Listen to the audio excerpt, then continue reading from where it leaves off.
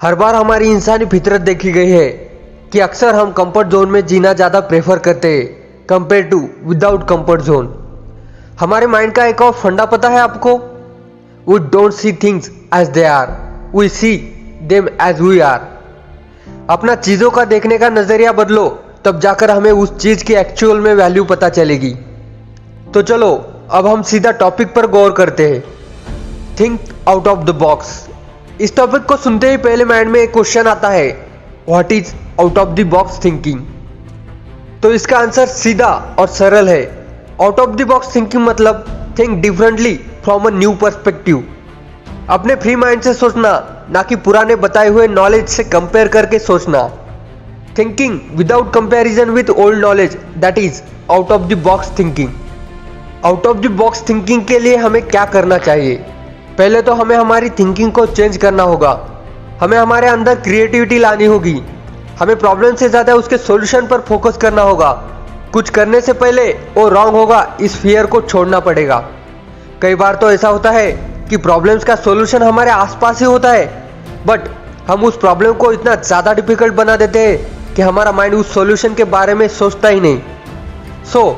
इस टाइम हमें out of the box thinking करनी पड़ेगी ताकि हम उस सॉल्यूशन की तरफ जा सके। Out of the box thinking हमें खुद में इंप्रूवमेंट और ग्रोथ करने की सबसे बड़ी अपॉर्चुनिटी देता है। Remember, always you have a growth mindset more than fix mindset. What is growth mindset? Growth mindset मतलब हमेशा कुछ नया सीखते रहना, चैलेंजेस एंड फेलियर्स को एक और अपॉर्चुनिटी समझकर एक्सेप्ट करना। पैब्लो पिकासो कहते हैं कि every child is an artist, the problem is how to remain an artist once we grow up.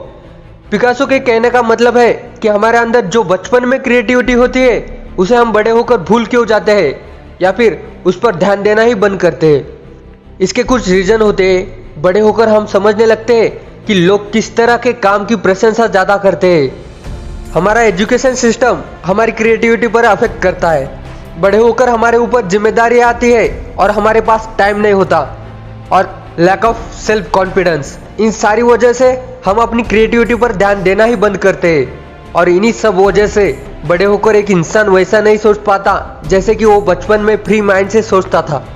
अक्सर आप और आपकी गोल्स के बीच में आता है वो है आपकी inside box thinking, that is fear of failure in life.